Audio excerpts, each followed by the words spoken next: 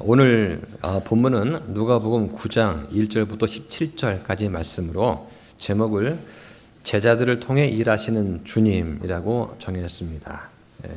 제자를 통해서 일하시는 주님. 우리가 보통 하나님께서 그 일을 해 주시기 원합니다 라고 간구를 하고 가만히 있으면 되는 그런 일도 있습니다. 우리가 할 수 없는 일은 그렇게 하셔야겠죠. 그러나 대부분은 하나님께서 사람을 통해서 어떤 일을 이루어 가시는 것을 우리는 또 잘 알고 있습니다.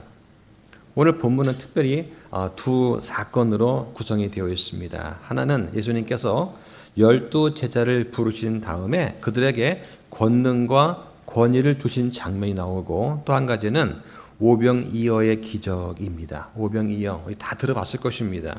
자, 근데 이 두 사건이 별개의 사건처럼 보이지만 사실은 하나님의 왕국을 위해서 사역자가 어떻게 부르심 받고 어떻게 주의 능력으로 일하며 또 백성을 먹이는 사명을 감당하는가 하는 것을 보여주는 하나의 메시지입니다. 하나님께서 어떻게 사역자를 부르시고 그 부르신 사역자에게 어떻게 능력을 주어서 일하게 하시는지, 또 그걸 통해서 어떻게 백성들을 먹이는 그런 일을 하게 하시는가 하는 것을 우리 한번 잘 생각해 보면 좋겠습니다. 자, 누가복음 4장부터 이제 시작을 해서 본격적으로 예수님께서 성령 충만함과 권능을 힘입고 이제 마귀 시험을 마친 후에 하나님의 사역을 시작을 하셨습니다. 그 사역이 지금 이제 갈릴리에서의 사역 막바지에 와 있습니다. 자, 이걸 어떻게 할 수 있느냐? 누가복음 9장 끝부분에 이런 말씀이 있어요. 9장 51절에 예수님께서 이제 갈릴리 사역을 마무리 지으면서 그분께서 하늘로 들어가실 때가 오매 예루살렘으로 가시기 위해 친히 자기 얼굴을 확고히 고정하시고 라는 말씀이 나옵니다. 자, 예수님께서 이제 십자가에 죽으러 가시기 위한 마음의 준비를 단단히 하는 장면이 나오게 됩니다. 자, 그러니까 누가복음 4장부터 8장까지는 예수님께서 직접 시범을 보이시면서 사역도 하시면서 제자를 훈련시켰는데, 그래서 이제 시청과 교육을 하셨어요. 자, 그런데 이제 9장에서 뭐냐? 이제는 제자를 통해서 제자가 실습을 시키는 거예요. 예수님께서 제자들을 직접 이제 사역에 내보내시는 그런 장면이 나옵니다. 자, 1절에 보니까 그 뒤에 그분께서 자기의 12 제자를 함께 부르사 그들에게 모든 마귀들을 제압하고 질병들을 고치는 권능과 권위를 주신 뒤에, 자, 여기 보면은 제자들은 자원해서 하는 것이 아니라 부르심 받은 자들인 것을 알 수가 있습니다. 네. 자, 이제 곧 있으면 예수님께서 십자가를 지셔야 돼요. 그런데 예수님의 사역을 누가 이어서 받아서 하려면 그 제자들이 직접 실습을 할 수밖에 없는 그런 상황에 지금 와 있습니다. 여기서 예수님께서 준비시키시는 그런 하나님의 모습을 우리는 또 볼 수가 있는 것이죠. 예수님은 지금 하나님의 시간표에 맞추어서 일을 차근차근 진행하고 계시는 겁니다. 예수님께서 3년 반 하지 않고 한 30년 사역하셨으면 어땠을까? 그런데 3년 반이라고 하는 것은 하나님의 시간표예요. 그 시간표에 충분히 하나님의 일을 다 하실 수가 있기 때문에 3년 반을 하셨겠죠. 자, 하나님 왕국의 일은 누가 할까요? 하나님의 부르심을 받은 자만이 감당할 수 있습니다. 자, 그럼 이 시대에 하나님의 부르심을 받은 사람은 누구일까요? 목사만 부르심 받았습니까? 하나님의 부르심, 이 콜링은 목사한테만 해당되는 것이 아닙니다. 모든 구원받은 성도는 하나님의 부르심을 받은 사람들이에요. 다시 말하면 복음 안에서 회개와 믿음으로 예수 그리스도께 나오도록 부르심을 받은 사람들입니다. 로마서 1장 6절에 보면 너희도 그들, 즉 모든 민족들 가운데서 예수 그리스도의 부르심을 받은 자들이다 라고 말씀하시고, 로마서 8장 30절에 하나님께서는 자신이 예정하신 그들을 또한 부르셨다라고 하십니다. 그리고 그리스도 예수님 안에서 거룩히 구별되고 성도로 부르심을 받은 자들한테 편지한다고 바울도 고린도전서 1장 2절의 말씀을 또 합니다. 자, 그런데 이런 여러 부르심들에는 좀 구별되는 성격이 있어요. 특히 목사나 설교자한테는 책무로서의 직분적 부르심이 주어집니다. 그러니까 내가 하고 싶다고 해서, 내가 섬기고 싶다고 해서, 자원한다고 해서 되는 것이 아니고, 또 내가 이제 하기 싫어요 해서 할 수 없는 것도 아니라고 하는 것입니다. 교회를 함께 세워나간다고 하는 것은 이 부르심에 따라서 쓰임 받는 성도들이 자기 자신을 아낌없이 도구로 내어드릴 때 하나님의 은혜로 이루어집니다. 그러니까 우리 대구합동 침례교회가 이만큼 성장한 것도, 또 세워진 것도 오직 하나님의 은혜로 된 것입니다. 자, 여기 1절에 보니까 권능과 권위를 말하고 있습니다. 권능과 권위. 권능은 파워예요. 네. 자, 근데 이 파워란 단어가 성경에서 여러 가지로 번역이 되어 있습니다. 로마서 13장 1절에 보면 모든 혼은 더 높은 권력들에 복종할지니 하면서 이 파워를 정치적이거나 정부적인 권위를 뜻하는 것으로 번역이 되어 있고, 요한복음 1장 12절에 그분을 받아들인 자들, 곧 그분의 이름을 믿는 자들에게는 다 하나님의 아들들이 되는 권능을 그분께서 주셨다라고 말을 하는 것이죠. 자, 그런데 하나님의 아들들이 되는 것과 관련해서는 단순히 어떤 권리나 권한 문제가 아니에요. 예수님께서 권능과 권위를 주셨는데 그 목적이 뭐냐? 목적은 거기 밑에 마귀들을 제압하고 질병을 고치기 위한 것입니다. 즉 하나님의 왕국이 임했다라고 하는 것을 보여주는 그런 표적인 것이죠. 그래서 누가복음 11장 20절에 보면 내가 하나님의 손가락으로 마귀들을 내쫓는다면 분명히 하나님의 왕국이 이미 너에게 왔느니라 라고 말씀을 하시는 겁니다. 하나님께서 사람들한테 어떤 사역을 위임하실 때는 그 사역을 감당할 수 있는 권능과 권위를 주셔서 일을 이루시는 것입니다. 사람이 내가 최선을 다해서, 내가 능력을 다해서 그런 일을 하는 게 아니라고 하는 것이죠. 왜? 그래서 말씀을 전하거나 스피치를 하거나 찬양을 인도하거나 이 모든 것들은 하나님께서 그런 수 있는 권능과 권위를 주신 거예요. 네. 자, 그러니까 모든 사역자들이 사역에 임할 때는 뭐냐? 필요한 모든 것들을 주님께서 주십니다. 그럼 우리가 할 일은 무엇입니까? 그 부르심에 순종하면서 우리의 몸과 마음과 가진 것들을 내어드리면 된다. 자, 이 권능과 권위는 좀 다른 거예요. 권능은 힘이고 권위는 합법적인 권리다라고 할 수가 있습니다. 어떤 사람은 힘이 있어요. 막 밀어붙입니다. 그런데 합법적인 권위가 없어서 일이 안 되는 경우도 있습니다. 반대로 합법적인 권리는 있는데 힘이 없어서 일을 성사시키지 못하는 경우도 있어요. 이렇게 정치를 보면은 쉽게 알 수가 있습니다. 마찬가지로 사역을 하려면 힘있게 권위를 행사할 수 있어야 됩니다. 그런데 예수님께서는 이 권능과 권위를 다 주신다. 권능을 주시고 이 권능으로 능히 입증할 수 있는 권위도 함께 갖추어 주시는 것입니다.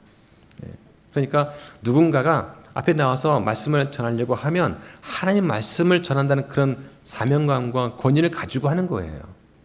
또 그럴 때 성령님께서 그에게 그럴 수 있는 권능을 주신다라고 하는 것입니다. 자, 근데 한 가지 기억할 것이 있습니다. 구약에서는 예수 그리스도의 초림과 재림이 동시에 이루어지는 것으로 봤습니다. 구약 사람들은 예수님의 초림과 재림을 구분하지는 못했어요. 자, 그런데 이제 곧 이스라엘 백성들은 메시아를 거절하게 되죠. 그래서 천년왕국이 이 땅에 와야 되는데 이게 연기가 돼요. 그러니까 시대적으로 예수님께서 십자가를 지시기 그 이전 사건이기 때문에 예수님께서 재림 때에 이루어 주실 그런 이사야 53장에 나오는 질병을 치유하고 하는 그런 것들도 여기서 이제 표적으로 지금 보여주고 계시는 것입니다. 자, 그런데 지금 이제 그 예수님 시대가 지나고 사도 시대가 오면서 시대가 바뀌죠. 나중에는 사도 바울이 병에 걸리지만 자기의 병을 스스로 고치지 못할 정도가 됩니다. 이런 것을 보고 우리가 하나님의 경륜, 즉 하나님이 역사하시는 방법이 달라졌구나 하고 하는 것을 우리가 이해할 수가 있습니다. 이렇게 보는 것이 이제 세대주의가 되겠죠. 자, 2절 보겠습니다. 하나님의 왕국을 선포하며 병든 자들을 고치게 하려고 그들을 보내셨다. 자, 이제 마태복음에 보면은 하늘의 왕국을 선포하면서 이스라엘이 잃어버린 양들에게만 가서 전파하라고 하십니다. 그런데 누가복음은 달라요. 하나님의 왕국을 선포합니다. 그리고 이방인과 사마리아인에게 가지 말라는 제한이 없습니다. 자, 그럴 때도 순서를 잘 보셔야 됩니다. 먼저 복음 전파가 먼저입니다. 그 다음에 치유가 나오는 것이죠. 치유는 복음의 표적이지 목적이 아닙니다. 그러니까 복음을 먼저 받아들인 다음에 하나님께서 책임지셔서 그 사람에게 빵을 공급해 주시는 것입니다. 빵을 주면서 그 대가로 복음을 전하는 것은 사람의 생각일 뿐입니다. 그러니까 저도 초등학교 때 교회 가면은 빵을 준다고 해서 갔던 적이 있습니다. 그때는 먹을 게 별로 없을 때였죠. 교회 가면 이제 미숫가루가 최고의 간식이에요. 야쿠르트 이런 것도 없었어요. 미숫가루 타가지고 큰 양동에다가 한 그릇이 퍼주면 최고의 간식입니다. 이거 얻어 먹으려고 교회 갔다는 얘기죠. 자, 그런데 빵을 나누어 주면 야, 그래도 하나님 정말 좋으신 분이구나 하고는 와서 복음을 듣지 않겠는가 하는 발상에서 교회에서 막 퍼주고 그러는 것이죠. 그런데 이건 아니라고 하는 것입니다. 인간의 타락한 본성을 이해하지 못한 것입니다. 사람의 본성이 얼마나 타락했는지 빵만 낼름 먹고 그냥 갑니다. 그 다음에 또 오기는 와요. 근데 사실은 빵을 얻어먹으려고 교회에 오는 것이지 정말 복음에 관심이 있어서 오는 경우는 아주 드물다고 하는 것입니다. 그러니까 우선순위는 먼저 하나님 앞에 내가 죄인인 것을 발견하고 주님의 사랑을 받고 주님의 은혜를 받아서 영적인 내적인 치유가 일어난 다음에 그 다음에 그 하나님의 자녀를 하나님께서 먹이시고 입히시고 책임져 주시는 그런 것이지, 마음을 아직 주님께 드리지 않은 사람한테 자, 지금까지 교회에서 많이 먹이고 입혀줘 주시니까 이제부터 마음을 다시 주십시오 라고 한다고 해서 되는 게 아니라고 하는 것입니다. 자, 이런 것들 지금까지 이제 우리의 교회가 해왔던 일들이라면, 자, 그러면 우리 같은 킹 제임스 바이블 빌리버는 어떠냐? 조금 반대예요. 복음도 전합니다. 지옥도 전하고 심판도 다 전합니다. 그런데 그 사람이 예수님 믿고 구원받은 다음에 교회 지체가 되면, 그러면 필요한 경우는 교회가 구제도 하고 어려운 지체는 돌봐야 되는데 이런 걸 잘 못해요. 오로지 그냥 말씀만 붙잡고 나가지 정말 지체 안에 있는 어려운 형편들 돌아보고 이런 것들을 잘 못한다. 이거는 전 세계적 공통적인 독립침례 교회의 하나의 형태인 것 같습니다. 자, 이거를 한쪽에만 치우치지 않고 균형을 잘 유지하는 거 참 중요한 것이죠. 자, 3절 보겠습니다. 그들에게 이르시되 여행을 위해 아무것도 취하지 말라. 지팡이 들기나 짐 보따리나 빵이나 돈도 취하지 말고 덧옷도 2벌 취하지 말라. 자, 이 말씀은 신약 교회에 그대로 적용하면 안 되는 대표적인 말씀이 됩니다. 자, 여기 보니까 취하지 말라는 표현이 3번 나옵니다. 여행할 때 아무것도 가져가지 말라는 거예요. 그러면 그냥 가서 굶고 순교하라는 것입니까? 그게 아니라 주님만을 의지하고 모든 사역에 필요한 공급은 하나님의 손에 맡기라고 하는 그런 말씀이죠. 그러면 하나님께서 모든 책임을 져주시겠다라고 하는 것입니다. 복음을 전하면 이 복음을 들은 사람들, 그 복음을 듣고 받아들인 사람들이 영적인 복을 받아서 물질적인 것으로 그들을 섬길 것을 아시기 때문에 하나님에 대한 전적인 신뢰를 가지고 나아가라고 주시는 말씀입니다. 자, 그런데 누가복음 22장 36절에 가면 조금 이야기가 달라집니다. 그러니까 예수님의 십자가 사건 이후에 교회 시대로 넘어가면 어떻게 달라지나? 그때는 준비를 잘 갖추어서 선교 여행이나 복음 전달을 하라고 말씀하시는 거예요. 왜 그렇습니까? 예수님의 십자가 사건 이후부터는, 신약부터는 이제는 고난과 박해가 오는 시기예요. 고난과 박해가 있기 때문에 잘 대비하고 잘 준비하라고 하시는 겁니다. 이것도 같이 우리는 말씀을 봐야 되는 것이죠. 제가 학생 때는 소위 믿음 있는 청년들이 전국을 전도 여행 다니면서 아무것도 가지지 않고 다니는 그런 형들이 있었어요. 가다가 복음 전하다가 지치면 어떤 지방에 있는 큰 교회 가서 한 끼 좀 주시고 하룻밤 묵겠습니다. 그러면 또 재워주고 먹여주고 다녔단 말이죠. 그렇게 해서 전국을 순회했던 그런 믿음의 형제들도 있어요. 그때 한 80년대인가 그랬을 것 같습니다. 제 선배들은 그렇게 하는 분도 들은 것 같습니다. 자, 근데 4절 보니까 너희가 어느 집에 들어가든지 거기 머물다가 거기서 떠나라. 이 말씀을 그대로 순종하면 어느 집에 들어가든지 다 머물다 가야 됩니다. 지금 그럴 수 있나요? 지금 그랬다가는 아마 경찰 불고 난리 날 것입니다. 자, 5절 보니까 누구든지 너희를 받아들이려 하지 아니하거든 너희가 그 도시에서 나갈 때 너희 발에서 바로 그 먼지를 떨어버려 그들을 대적할 증거로 삼으라. 자, 복음을 전했습니다. 상대가 안 받아줘요. 그럼 어떻게 해야 되느냐? 그럴 때는 그 사람들과 다투지 말고 논쟁하지 말고 발에서 먼지를 떨어버리라고 하는 것입니다. 자, 그런데 우리가 이 말씀 보고서 상대방이 보는 앞에서 신발에 먼지를 떨면 안 돼요. 신발에 먼지를 떤다는 것은 유대인한테만 주어져 있는 문화적인 풍습입니다. 그러니까 성경 구약에 보면은 거룩한 땅과 부정한 땅을 구별하는 유대인들의 정결, 관습에서 나온 것이지 이방인들은 이걸 이해도 못하고 오히려 하면 모욕으로 느낄 것입니다. 분명히 복음은 모든 사람한테 공평하게 전파가 되어야 됩니다. 그런데 거절하는 사람에 대해서는 미련 없이 하나님의 심판에 맡겨야 된다 하는 것이 이제 골자가 되겠죠. 전도자는 말씀을 전할 책임은 있지만 회심시킬 책임은 없어요. 회심은 성령님의 역사입니다. 사람이 거절하는 것은 그들 자신이 책임져야 될 일이죠.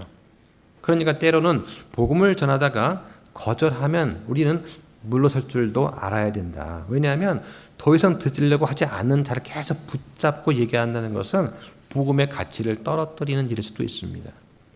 자, 그럼 5절에서 그들을 대적하는 증거로 삼으라. 이 말씀은 언제 효력을 발생하느냐? 바로 심판의 날이다 하는 것입니다.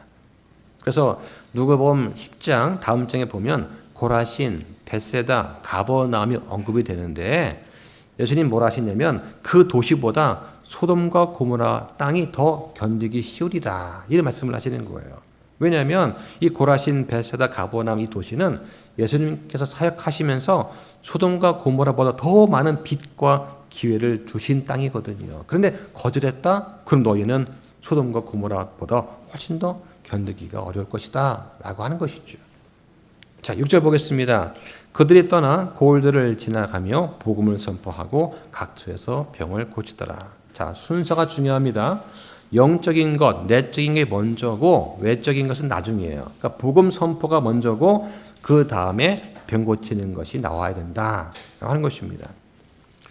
여기서 하나 잘 볼 것은 복음인데요. 성경에 보면은 복음이라고 하는 종류가 10가지 이상 나옵니다. 자, 우선 마태, 마가, 누가, 요한 복음이 있죠. 이것은 각각 다른 관점에서 예수님의 생애를 다룬 것입니다. 여기에는 그리스도께서 직접 전하신 복음이 나옵니다. 자, 그 다음에 이제 하늘 왕국의 복음이 있고 마태복음에, 그리고 다른 복음서에 하나님의 왕국의 복음이 나오죠. 그리고 사도행전에 보면은 하나님의 은혜의 복음이 나옵니다. 바울이 말한 나의 복음이라고 하는 것이죠. 예수님의 죽으심과 장사되심과 부활, 즉 그리스도에 관한 복음을 말합니다. 즉 우리는 이 복음을 전하고 있는 거예요. 자, 그 다음에 구약에 가보면 아브라함한테 선포된 복음이 나오죠. 그리고 민수기 13장에 보면은 여호수아와 갈렙이 전한 복음이 나옵니다. 가나안 땅을 너희가 취할 수 있다 라고 하는 그런 복음이 나오고, 또 예수님께서 십자가에 돌아가신 다음에 낙원, 즉 아브라함의 품에 내려가신 다음에 죽은 자들한테 전하신 복음이 나와요. 그리고 환난기 때 전하는 환난기의 복음, 영존하는 복음이 나옵니다. 이렇게 10가지 이상의 복음이 성경에 나와 있다. 자, 7절 보겠습니다. 한편 사본 영주 헤롯이 그분께서 행하신 모든 일에 대하여 듣고 당황했으니, 이는 어떤 이들은 요한이 죽은 자들로부터 일어났다 하고, 어떤 이들은 엘리야가 나타났다고 하며, 다른 이들은 옛 대언자들 중 하나가 다시 일어났다고 하였기 때문이더라. 헤롯이 이르되 요한은 내가 목을 배웠는데 이 사람이 누구이기에 그에 대한 그런 일들이 내게 들리는가 하며 그분을 보기 원하더라. 자, 여기 사분영주라는 말 나오죠. 그 당시 이제 유대 땅, 즉 팔레스타인 땅은 4개 지역으로 구분이 되어 있었습니다. 그리고 4명이 통치자가 따로따로 그 지역을 다스렸죠. 예. 그래서 이 사분영주 헤롯 할 때 이 헤롯은 누구냐? 헤롯 안디바입니다. 성경에 헤롯은 여러 명이 나옵니다. 그래서 헤롯 가문의 이름이죠. 헤롯 대왕, 그러면 예수님이 탄생하실 때 유대의 왕이었습니다. 베들레헴의 아기들을 학살한 주범이고, 헤롯 안디바, 본문에 나오는 이 헤롯입니다. 그래서 침례자 요한을 죽인 사람이고요. 헤롯 아그리파 1세가 있어요.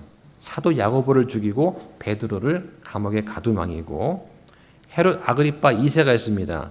사도 바울을 재판했던 왕이에요. 이렇게 헤롯이 여러 명 나옵니다. 자, 세상의 권세자들은 복음을 두려워합니다. 헤롯처럼. 그런데 진리를 깨닫지 못하는 것이죠. 이 헤롯은 요한이 부활했나? 다른 대언자인가? 혼돈합니다. 그런데 정작 회개하지는 않는 거예요. 자, 요한의 실제 죽음은 누가복음은 안 나오지만 마태복음 14장 또 마가복음 6장에 자세히 나옵니다. 자, 여기 보면은 단순히 요한의 죽음을 넘어서 헤롯의 양심이 죽는 장면을 자세히 기록하고 있습니다. 자, 그 때문에 헤롯은 그때 양심이 죽어버렸기 때문에 예수님 앞에서 헤롯이 네가 누구냐, 네가 왕이냐 막 질문할 때에 예수님은 침묵하셨습니다. 왜냐하면 헤롯은 이미 침례자 요한을 통해서 주신 그 빛을 거절한 상태예요. 그러니까 이 헤롯 안디바한테는 예수님께서 침묵을 지키신 것입니다. 자, 10절 보겠습니다. 사도들이 돌아와 자기들이 행한 모든 것을 그분께 고하매 그분께서 그들을 데리고 온밀히 베세다라는 도시에 속한 외딴 곳으로 가시니라. 자, 사도들이 이제 사역을 하고 돌아왔습니다. 전도 사역을 했습니다. 사역 보고를 할 것입니다. 뭐라고 했을까요? 예수님, 제가 복음을 전했더니 사람들이 막 회개하고 막 믿었습니다. 마귀들도 막 물러가고 굉장했어요. 이런 보고를 했겠죠. 자, 근데 예수님께서는 상당히 지치고 피곤하신 상태였습니다. 조용한 곳으로 함께 떠나려고 했습니다. 여기 베세다는 결국 휴식과 회복을 위해서 마련한 그런 장소죠. 자, 그런데 11절 보니까 사람들이 그걸 알고 그분을 따라오매 그분께서 그들을 받아들이사 하나님 왕국에 대하여 말씀하시며 병고침을 받아야 할 자들을 고치시더라. 자, 여기서 보면은 항상 왕국이 먼저입니다. 그 다음에 가르치시고 병을 고쳐주시죠. 여기서 예수님의 그 참 목자로서의 마음을 엿볼 수가 있습니다. 지금 주님은 참 사람이시기 때문에 때로는 굶주리시고 피곤하실 것입니다. 피곤하실 텐데도 예수님은 사람들이 찾아오니까 내치지 않으시고 받아주신 거예요. 받아주신 것입니다. 하나님의 왕국은 어떤 것이냐? 로마서 14장 17절에 보면은 하나님 왕국은 먹는 것과 마시는 것이 아니요 성령 안에서 의와 화평과 기쁨이라 이렇게 말씀을 하시는 것이죠. 예수님께서 자기를 찾아온 많은 사람들한테 말씀하신 게 뭘까요? 성령님 안에서 의와 화평과 기쁨에 관한 이야기들을 하실 것입니다. 성령님께서 우리 안에 들어오시면 이루어지는 것이 하나님의 왕국입니다. 그러니까 이 왕국은 내적인 거예요. 다른 사람은 볼 수가 없습니다. 마태복음에서 말하는 하늘의 왕국은 이 땅에 물리적으로 임하는 왕국인데 거절해서 넘어간 것이고, 하나님의 왕국은 예수님을 믿게 되면 그러면 우리 안에서 이루어지는 그런 의와 화평과 기쁨이 넘치는 삶이다. 성령님 안에서 내적으로 의와 화평과 기쁨이 이루어질 때 그때 우리는 외적으로 이걸 표현합니다. 어떻게 표현합니까? 우리가 하나님께 경배를 하고 찬양을 하고 또 다른 형제들을 섬기는 봉사로 나타나는 것이죠. 그 여러분들 교회 와서 하시는 그 모든 일들이 바로 하나님의 왕국이 임했기 때문에 벌어지는 일들이에요. 자, 12절 보겠습니다.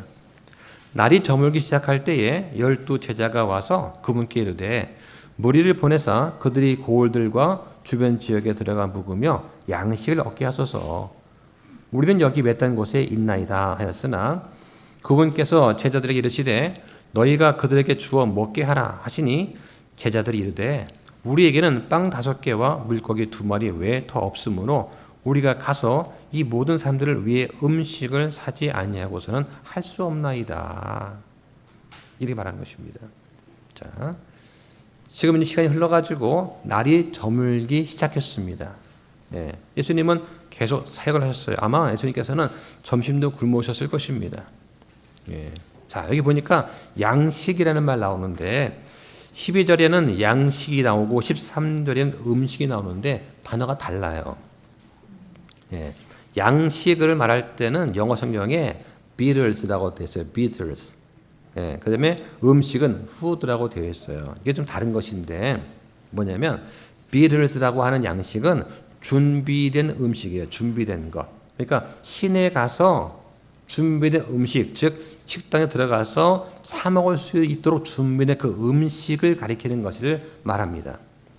자, 13절의 음식은 food인데요. 이것은 그냥 일반적인 음식, 먹을 수 있는 모든 것을 말합니다. 자, 근데 실제 제공된 음식은 이제 빵과 물고기, 생선이었죠. 지금 날이 저물었습니다. 사람들도 역시 저녁을 먹지 않았습니다. 자, 이거 어떻게 해야 되는가 하는 것이죠. 사복음서에 다 나와 있듯이 당시 모인 사람이 몇 명이냐? 남자만 5천 명이에요. 그러니까 여자와 아이까지 포함하면 최소한 10,000명에서 15,000명은 되었을 것입니다.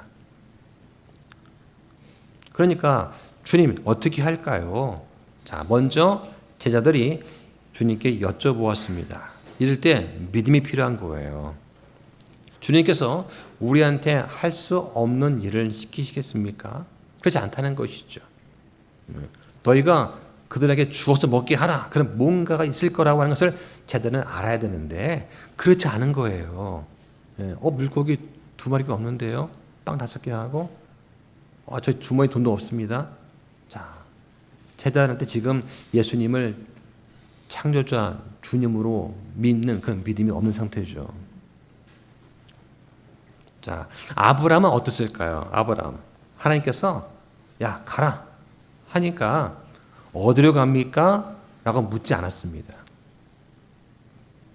아브라함한테 야, 너는 고향을 떠나서 가라. 네, 하고 출발한 거예요.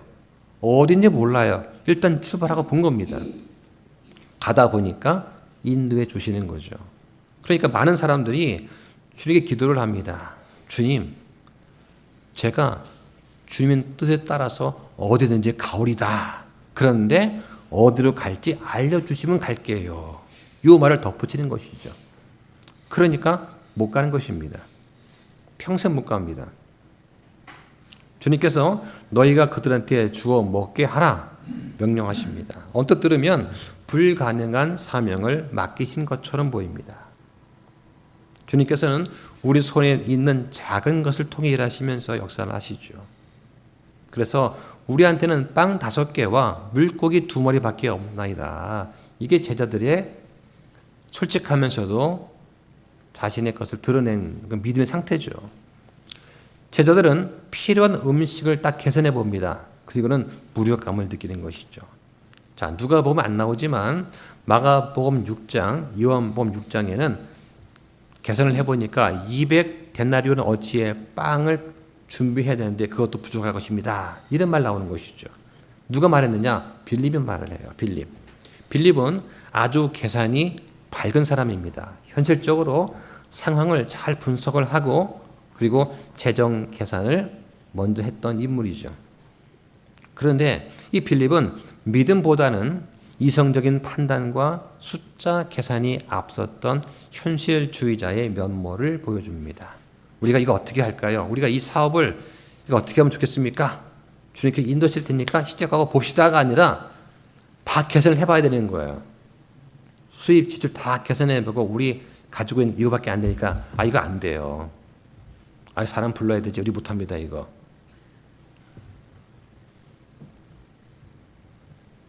자, 예수님께서 요한복음 6장 6절에 보면 빌립을 시험하는 그런 말씀을 하십니다. 우리가 어디서 빵을 사서 이들을 먹이겠느냐?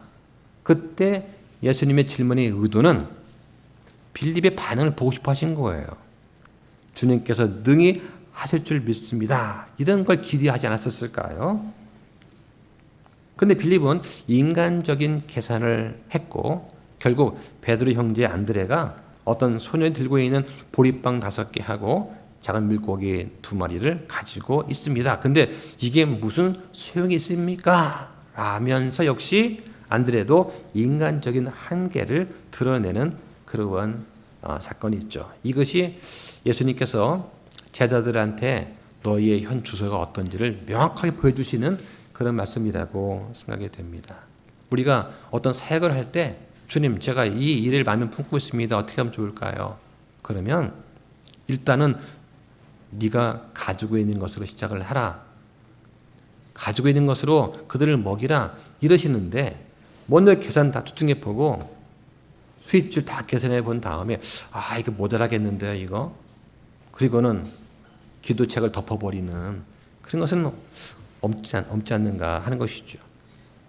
자, 14절 보겠습니다. 이는 그들이 5,000명쯤의 남자들이었기 때문이더라. 그분께서 자기 제자들에게 이르시되 그들을 50명씩 무리지어 앉게 하라. 50명씩 무리지어 앉게 하라. 즉 질서 있게 배치를 합니다. 5,000명을 50명씩 나누어 앉으면 100개의 그룹이 나오죠. 그러면 제자 12명이니까 적어도 한 사람이 10그룹은 맡아서 해야 돼요. 10그룹. 그러니까 최소한 한 사람이 500명씩은 컨트롤을 해야만 되는 것이었죠. 그런데 그 많은 인원들이 나중에 서로 먹겠다고 다투거나 무질서했다는 말이 안 나옵니다. 영화를 보면은 환장을 해서 막 빵을 막 지어 먹는 장면 나옵니다. 그렇죠?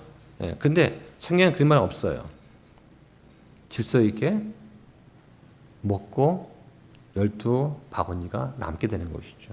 15절에 보니까 제자들이 그렇게 해서 그들을 다 앉힘에 그때 그분께서 빵 5개와 물고기 2마리를 잡으신 뒤에 하늘을 우러러보시며 그것들을 축복하시고 떼어 중요한 단어입니다.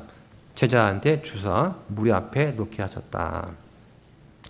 자, 먼저 빵을 들고 하늘을 우러보시면서 축복하고 떼어주시는데 자, 제자들이 무리에게 나누어 주게 하십니다. 여기서 놀라운 점은 주님께서 직접 무리한테 나누어 준 게 아니다. 자, 받아 먹으라 하고 보리빵 5개, 물고기 2마리를 기적으로 쫙 뿌리셔가지고 그 100개의 그룹한테 다 나눠준 게 아니라 제자들이 전달하게 하신 거죠. 그러니까 우리는 공급자가 아니라 우리는 통로입니다. 우리는 복음의 통로이고 은혜의 통로인 것이죠. 우리의 작은 순종과 작은 헌신을 통해서 주님의 큰 손이 역사하시는 것입니다. 예. 누구보다 우리는 그를 경험하지 않았습니까? 예. 5명으로 시작한 우리 교회가 지금 이렇게 성장을 했잖아요. 예.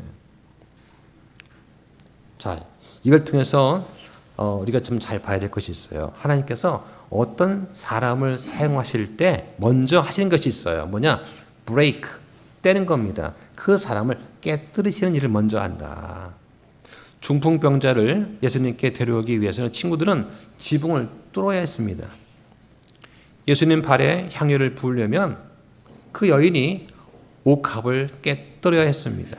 마찬가지로 예수님께서 빵을 떼시고 나서야 5,000명을 먹이실 수 있는 것이죠. 그러니까 하나님께서 주의 일에 귀하게 쓰는 사람은 어떤 사람이냐? 세상에 대해서 완전히 실망하고 세상의 부귀 영화가 무가치하다고 여길 수 있는 사람입니다. 내가 이 일을 하면서 명예도 누리고 세상적으로 뭘도 이득 취하고 그런 마음을 가진 사람은 결코 쓰임 받을 수가 없다고 하는 것입니다.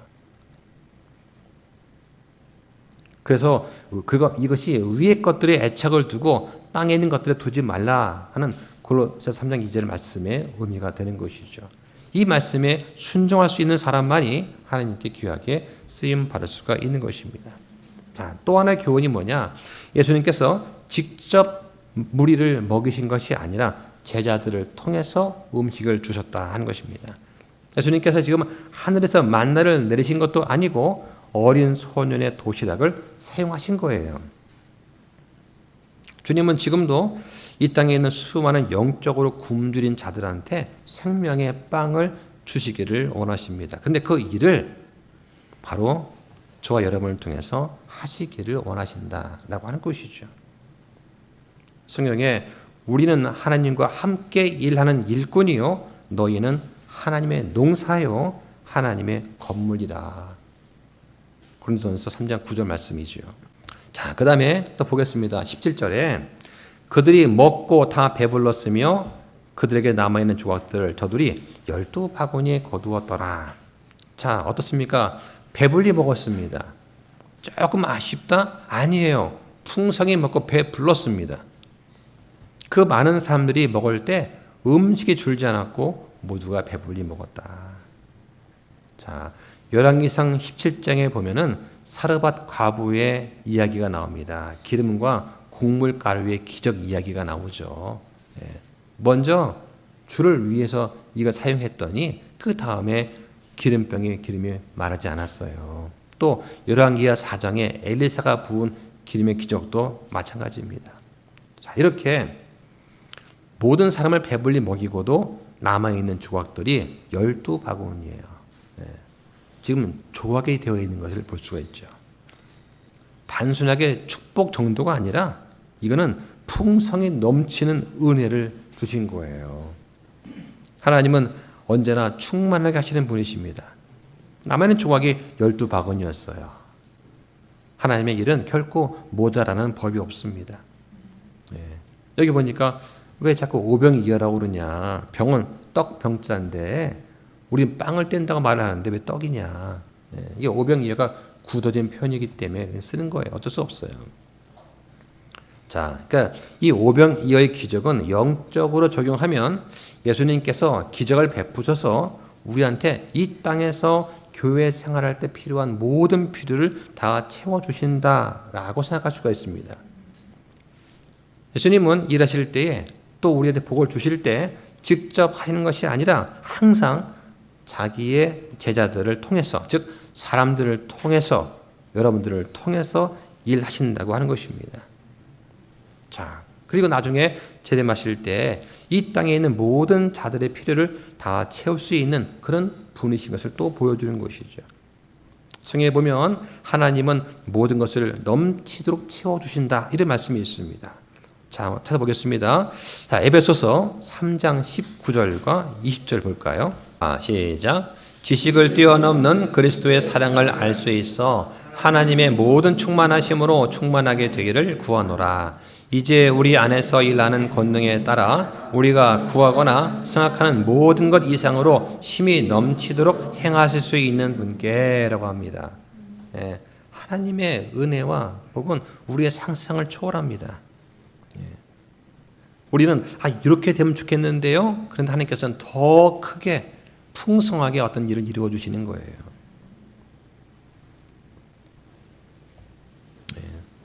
지금 우리 교회도 이렇게 지금 모양이 예쁘지 않습니까? 그래도 처음 시작할 때는 이런 커튼도 없었고요. 저는 미닫이 문도 없었고 뭐 그랬어요. 그냥 진짜 강단하고 책상만 딱 있었습니다. 예. 근데 또 하나님께서 은혜 주셔가지고 방송도 필요하니 방송도 좀 채워주고 뭐 이렇게 막 하나 둘 채워주시는데 우리가 교회 생활하기에 풍성할 정도로 채워주지 않습니까? 예, 다 은혜죠.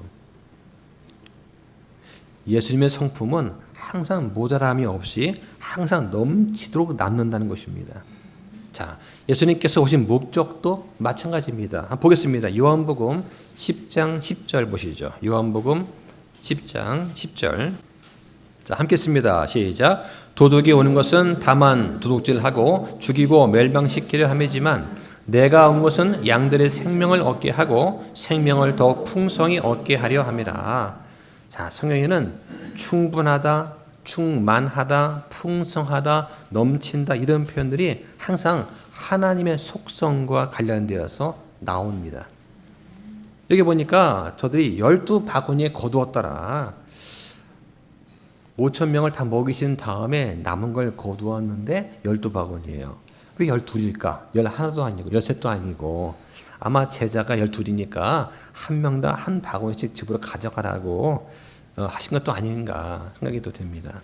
수고한 제자들한테 그들의 몫을 따로 떼어서 충만하게 나누어 주신 것도 우리는 또 살펴볼 수가 있습니다. 자, 그럼 우리도 주님을 섬길 때는 어떻게 되느냐? 풍성하게 섬겨야 됩니다. 째째하게 섬기면 안 돼요. 그 섬길 때 우리 기억해야 될 것이 있습니다. 보겠습니다. 고린도전서 15장 58절 보시죠. 시작. 그러므로 내 사랑하는 형제들아 너희는 굳게 서서 흔들리지 말고 항상 주의를 넘치게 하라. 너희 수고가 주 안에서 헛되지 않은 줄 너희가 아느니라. 자, 우리 가운데 뭐 여기서 그냥 노는 분 누가 계세요? 다 열심히 하지 않습니까? 섬기지 않습니까? 어떤 분은 방송, 찬양, 기도, 주방, 또 회계, 교회 시설 관리 이렇게 눈에 띄게 섬기는 분도 계시고 눈에 안 보이는 데서 교회를 위해 기도하시고 또 헌금과 물질로 섬기는 분들도 계신다. 다 포함하는 거예요. 예. 자, 그래서 우리가 헌금을 할 때는 어떤 마음을 가져야 되느냐? 교회가 움직이려면 헌금이 필요한 것이죠. 예. 자, 헌금의 원리를 한번 보고 마치겠습니다. 고린도후서 9장 6절 보시죠. 우리가 헌금을 할 때 어떤 마음으로 해야 되느냐? 의무로 하면 별 가치가 없어요. 6절부터 8절까지 함께 있습니다. 시작. 다만 내가 말하는 바는 이것이니 곧 인색하게 뿌리는 자는 또한 인색하게 거둘 것이요 풍성하게 뿌리는 자는 또한 풍성하게 거두리라는 것이라. 저마다 자기 마음속에 정한 대로 낼 것이요 마지못해 하거나 억지로 하지 말지니 하나님은 즐거이 내는 자를 사랑하시느니라. 하나님께서 모든 은혜를 너희에게 넘칠 수 있게 하시나니 이것은 너희가 항상 모든 것에 전적으로 넉넉하여 모든 선한 일을 풍성히 하게 하려 하심이라. 우리의 머리털 하나까지도 세시는 하나님께서 우리의 마음을 살피시고 또 내가 어떤 선한 일을 계획하고 실행을 할 때 하나하나 꼼꼼하게 다 기억을 하신다. 머리털까지 세시는 분께서 내가 선한 마음을 가지고서 하나님께 영광을 돌리고 주를 높이고 말씀을 정말 사랑하고 교회 나와서 여러분 이 빈자리 하나 채우는 게 얼마나 큰 것인지 아십니까? 예, 설교자한테는 빈자리 하나 채워주는 게 엄청난 큰 섬김이에요. 예. 자, 말씀을 정리하겠습니다. 주님께서는 오늘도 우리를 부르시고 보내시면서 또 능력을 주십니다. 그냥 보내지 않으세요. 권능과 권위를 함께 주신다. 아무리 부족하고 작아 보여도 주님께 드릴 때 그것은 수천 명을 먹을 수 있는 도구가 되는 거예요. 그럼 우리가 할 일이 뭐냐? 오직 주님께 순종해서 그냥 자그마한 빵을 하나 들고 나가는 거다. 그러면 우리의 구원자인 주님께서 우리를 자기의 핏값으로 사신 그 주님께서 우리를 쓰시고자 할 때 우리의 자세는 어떻습니까? 겸손하게 내 혼과 몸과 내 소유를 주님께 기쁜 마음으로 내어드리는 거다. 그러면 우리의 수고가 주 안에서 헛되지 않다라고 말씀을 하십니다. 주님은 모든 선한 일을 하실 때 풍성히 하시는 분이세요. 그래서 따라서 우리는 이 기쁜 마음으로 주님께 쓰임 받아야 되겠습니다. 자, 그렇게 되시기를 주님 이름으로 축원드립니다. 기도하겠습니다.